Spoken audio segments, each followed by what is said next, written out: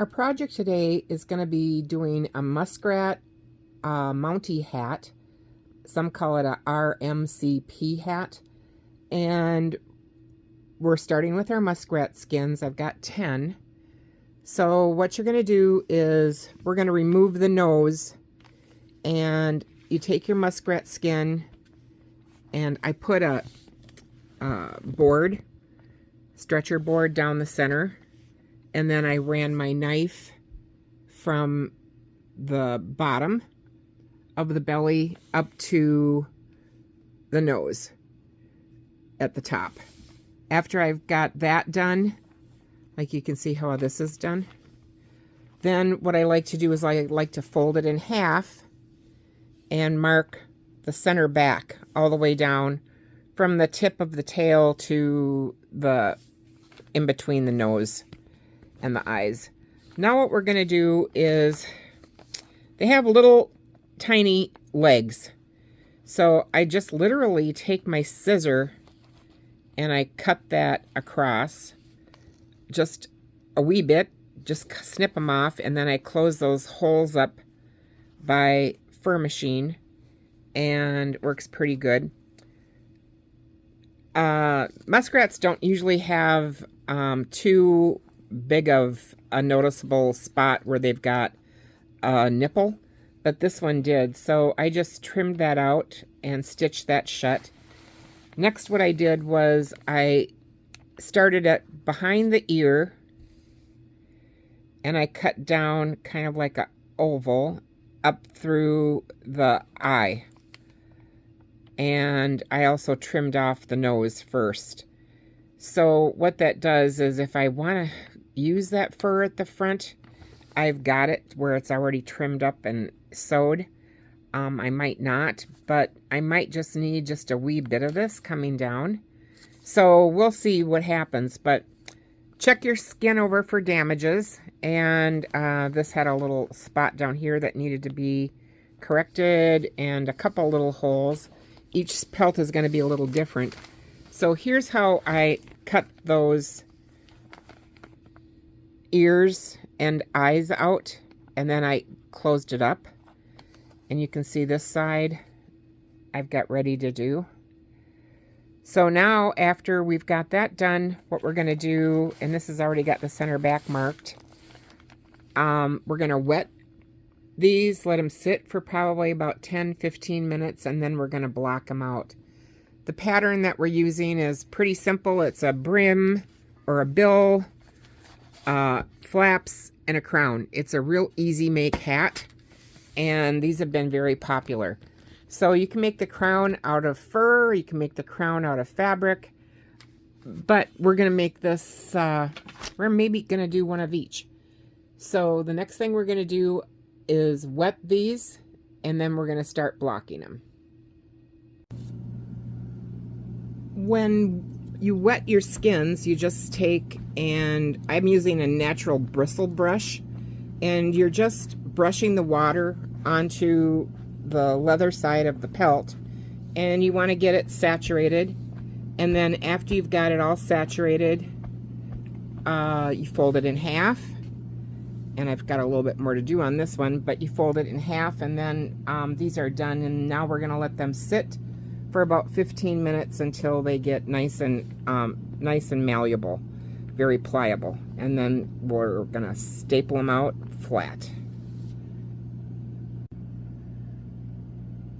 I have all 10 of my muskrat skins nailed out, and what's unique with this style hat is that the hair runs to the front. So the back of the skin is going to be the front of the hat. And so what I did was I took my pattern and I marked my pattern on the table. So when I nailed out my muskrat pelt, I was sure that I made it fit my pattern. And this is a tight fit, and believe me, I really stretched these muskrat skins. I soaked them up really well, and there was only one that was shy. So this is going to give me a good option as to which ones I'm going to use for the hat itself and which ones I'm going to use for the flaps and the bill. So this is the same hat in beaver, and you can see it's kind of a cap. The front flaps come to the front, the hair is running to the front. This is the brim or the bill, and that runs hair up. And then this is the other side. And when this unties, the crown of the hat makes this a little deeper, and you can obviously pull the flaps down, and you can see how that beaver hat, the fur runs to the front. It gives it a really nice look, and this was the way that this hat was originally designed to be done, and that's what we're doing. So this is a very famous Canadian furrier that I bought this hat from. I took it, copied the pattern, and that's what we're going to do, is make this out of Muskrat now. He's sold probably thousands of this hat in Muskrat, and we're going to see how these turn out. So this is going to dry overnight, and then we'll draw the pattern on it, square it out, and once they've dried, I'm going to decide which ones I'm going to use for the body of the hat or the crown, and which ones I'm going to use for the flaps. But you want to make sure your skins are, when you do this, you want to make sure your skins are really well rested before you nail them out. So I soaked these, and I think I let them set for a good 30 minutes. And then I came back and I re-wet them as I was nailing them a little bit, and it really helped improve the stretch. And I also use a product from Samuel Bauer whenever I nail. It's called Easy Leather. It's kind of a leather softener. It helps condition the leather on your fur, so it gives a little bit more stretch, and it works well. It's a concentrate, so I mix it and use that when I do all my nailing. I have all my Muskrat pelts off the board, as far as I've taken all the staples off and put them first side up.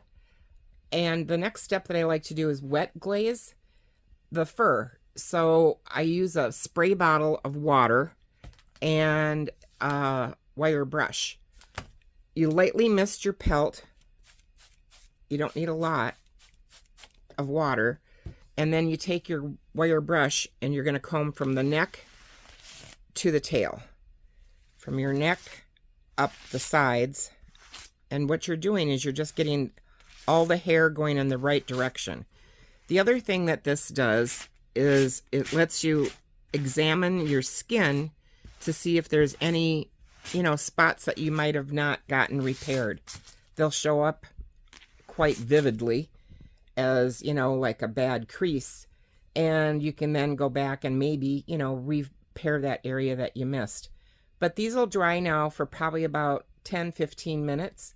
And then we'll be able to match them out, what we're going to use together, and mark our pattern on them. So these turned out lovely, and these were XL Muskrat, so they're a good size. I want to show you how this hat is joined. The hat has a top seam where it's joined at the top of the crown. It has 2 darts, one on each side, and then the back also has 2 darts, one on each side of the back. So you sew your darts first closed, and then you're going to sew your top of the crown all the way around from the back towards the front. The bill on this is attached underneath. I'll show you that. And then it's hand stitched to keep it secure once the hat is finished. So, and then the hat band is put on. This has an 1.5 inch piece of grosgrain ribbon. So we'll turn it the other way and then I'll show you the other side. I want to show you when you go to join this hat, it's pretty easy. I use a real lightweight piece of leather for the under flaps, and I also made the tie out of that lightweight leather. It's just folded over and stitched. You can see that. So you join your flaps up, and once you have the center back seam joined, your flaps are complete. Now you do the same thing with your brim. Your brim is going to have a leather underneath and then the fur on the top side. Once everything is joined up as far as those two components, your flaps and your brim, then you're going to complete putting them on by attaching them to the crown. So on the inside, you start at the center back with your flaps, and you're going to stitch your flaps from the center back to the front all the way around, and also your brim is going to meet your flaps right at that point at the front right here, and you sew your brim on. So you're catching all 4 or 3 thicknesses: the crown, the under flap, the top flap, and you join that together. Once that's joined together and you have the flaps and the brim on, at that point try your hat on to see how it fits. The only thing we have left to add is the hat band. This is an 1.5 inch piece of grosgrain ribbon. You start at the center back and you stitch that all the way around to the center back, and you're catching all 4 components: the hat band, the top flap, the under flap, and the crown. So when you go to put your lining in, this will fold up over your lining and you get a real nice crisp edge on the fur side of this hat. So make sure you try it on before you stitch the hat band on. You might need to adjust it a little bit or stretch it a little bit, hand stretch it, but it should fit nicely. When you make your lining, what I like to use is a quilted nylon, and you cut your lining the same size as the crown pattern. You have to leave a little extra for your seam allowances. You do your darts, and then you join it up at the top. And this is cut, pretty much exactly the same size as the crown. So once you've got that constructed, then I like to press my lining so it will lay nice in the hat, and then it's all set to go. So it'll look really nice inside the hat. And this is what the hat lining looks like before we put it in. It's looks pretty good. I have my pattern marked on my fur pelt, and this is the crown, so I set that on there. And then this is the flaps and the front brim. And I'll tell you that I probably, if I was going to do this again, I might stretch one pelt a little longer in length. And this one was like exactly on the edge. So there wasn't a lot of waste on any of these skins. So they should look lovely. When this turns up, this will be, the bottom will be at the edge, which will be dark, and then it's going to fade to the chrome taupe color at the top. And the same with our crown. The dark edge is going to be at the bottom of the hat, and then it's going to fade towards the silver at the crown. So it's going to look lovely. Next, we're going to cut it out. They're all taped, and join it up. So here we have the hat all cut out and ready to join. I think it's going to look lovely. When I joined this up, I started at the top right here and sewed down to the bottom on the front, and then I did the same at the back. Started the top and did down to the bottom, and then I did across the top, after I had that done, then I joined my darts, and I went from the center to the outside, the center to the outside on both the front and the back, and it worked out great. So now we're going to cut our leather so we can sew our flaps. I added my leather facing to the bill and to the flaps, and I've got that all sewn on. And then I also put in a real thin leather tie, so that's at the top. Now, after I got that done, what I did was I turned it to the leather side and I pressed it. So with a medium iron to like a 2 count, you can always come back and press it again, but it ends up where it lays nice and flat, and it'll join on the hat very nice. So I pressed the brim and I pressed the flaps. Now the next thing to do is I'm going to join this up at the edge with a longer stitch, and then we're going to sew it on our hat. I also did a little bit of tipping on the seams.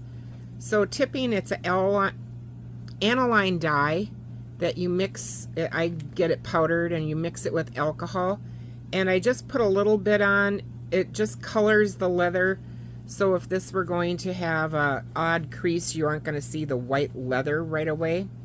It's just kind of like a little makeup on the inside of the hat that covers up anything that might show if that seam gets a weird crease.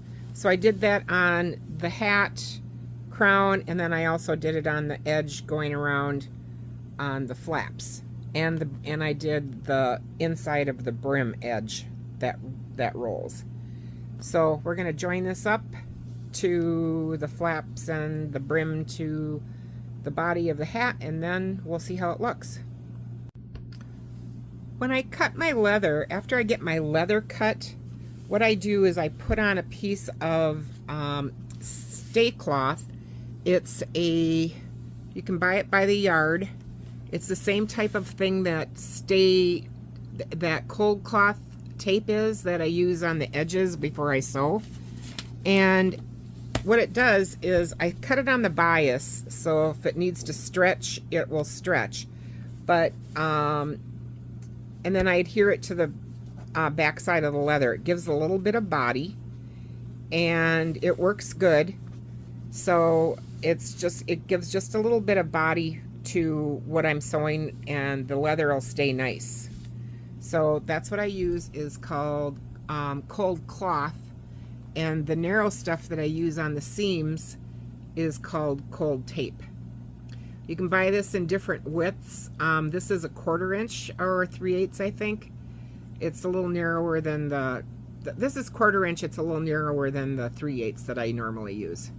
So yeah, that works good. It gives your stuff a little stabilization, and it adheres nice. I want to show you how I sewed the top flap to the leather. I just exactly on the edge, and I just trimmed this leather maybe about a 1/16 of an inch, so it would fit really nice. So I did that all the way around on the flaps, and then I also did that on the edge of the brim. So now we're going to sew it to the hat. I want to show you how nice this turned out. So I sewed the brim and the flaps to the body of the hat. What I first did was the brim, and I went from the center front to the side of the brim, center front to the other side of the brim, and then I took the flaps and I started right next to the brim and sewed back to the center back, and the other side the same way. Took the flap right next to the brim and sewed to the center back. It fit like a dream. Now, after I got that done, I didn't have real wide grosgrain ribbon. An 1.5" grosgrain ribbon would be lovely. I had inch wide, which is going to be just fine. So I put the grosgrain ribbon on. I started at the center back and went all the way around and just took a nice deeper seam so I was sure to incorporate all 4 layers. The hat, the under flap, the top flap, and that grosgrain ribbon. So I tried it on before, I tried it on after. It fits beautiful. The next thing that we're going to do is we're going to hand stitch this brim to the inside so it stays set and doesn't move. And then we're going to cut our lining and sew our lining in, and then we finish back the grosgrain ribbon to the lining. So this is a beautiful hat. It looks really nice on, and I think it's lovely. The ties look good. So easy one to make. I mean, it does take a little bit of work planning and getting it all sewed together, but the results I think are nice. And you know, Muskrat is such a lightweight hat to wear on your head that it gives good warmth, but it feels, you know, it's half the weight of a beaver hat, probably even less than half. So it's pretty. I have my lining cut. I used a quilted nylon, and you want to make sure that when you do all of your cutting, whether it's on the fur or the hat, that it's accurate and that your seams are, you know, what they should be. I sewed the darts first and then joined the hat up along the top edge, trimmed my darts and trimmed the edges. So this is ready to sew in. First I've got to sew that brim back, but yeah, this will be nice inside that hat. When you stitch your brim back, what you want to make sure is that, you know, the front of this hat has a curve. And if you pin this on too flat, you're not going to accommodate the curve in the hat. So just make sure that when you have this on, that you pin the brim on from the top side and both sides, and then check it. I also have this turned exactly at the edge that I'm going to have the hat turned when I do my brim. So that way I know that it's, you know, stitched on, gonna lay well. So when I stitch this, it's on the inside, and I just took some long running stitches on each side from just about the peak to close to the bottom, and it sets really nice. So my brim accommodates that curve the way it's set on with the curve of the hat. When you go to put your lining in, what you want to do is start at the top, and you find where your darts are, and you can pin that so your darts on your lining match the darts on your hat. Then what you're going to do is split that seam and take a long running stitch starting about maybe, I don't know, 2 inches from the bottom, up around the top of the hat down to the opposite side. What this does is it keeps your hat lining situated so it's not going to shift inside the hat once we've got that turned. So after you've got that done, now what we're going to do is we're going to turn the lining, and then we're going to pin the lining down. So when you pin your lining in, you're pinning your lining to your hat, not the opposite. So you want to put your lining in, make sure that it's completely expanded, and try the hat on. Make sure that you've got the lining all the way to the depth of the crown of the hat, and then start pinning it down. See how nice this looks? So what you want is the lining to sit nice in there. You don't want it small, you don't want it big. You want it so it fits like a glove. So what I've done is I've gone around the edge and I've pinned this about every 3 inches or so, and I've done it from the inside to the hat crown, not having this turned inside out and then pinning it on the hat. You do it from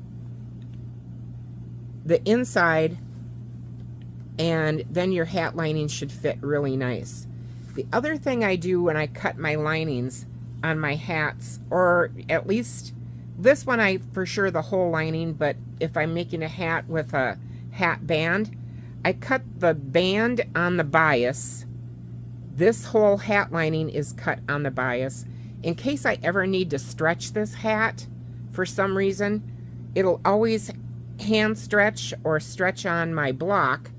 Right here, the block is adjustable to a certain amount by just, you know, increasing the size on the block or hand stretching it to where it you know, is going to fit better. But it wouldn't do that if the fabric wasn't cut on the bias. So even though this is quilted, that quilted fabric still has, you know, it still has stretch on if you cut it on the bias. So that's kind of a nice tip to remember. So the next step is I'm just going to base this down about a 1/2 inch from the turn line on the at the hat, and all the way around, and then I'm going to trim it so it's just about even with that hat, and then we're going to finish back the grosgrain ribbon. The other thing I did was I completely removed all of my cold tape from the fur on the inside of the hat. Sometimes I can, sometimes I can't. I think it just makes the hat, you know, nicer because it's not going to crease or whatever on that cold tape. But we're going to stitch this around and then we'll be right back.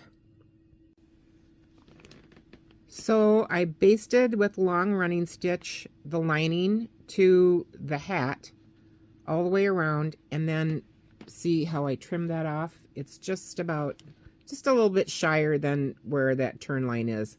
I could come down maybe another 1/8 of an inch, but I just didn't want to get too close the first time around.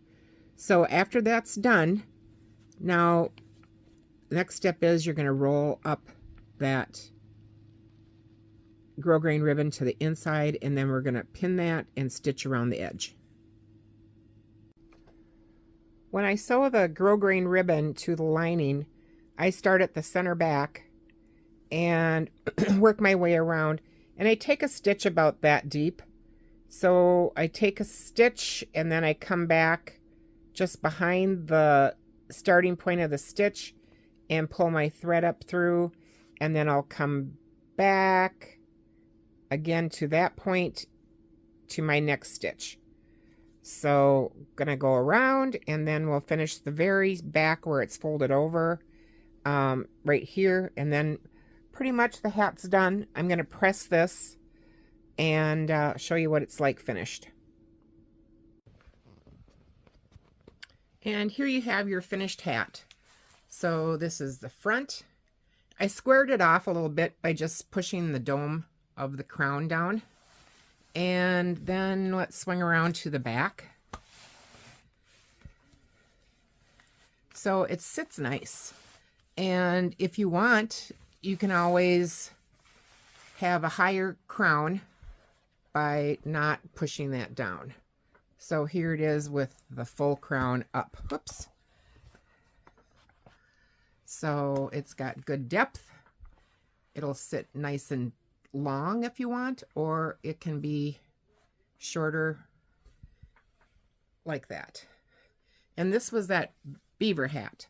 So this is the same style hat, the front side, and this is with the crown just a little bit more pushed down. But what a nice set. So easy to make.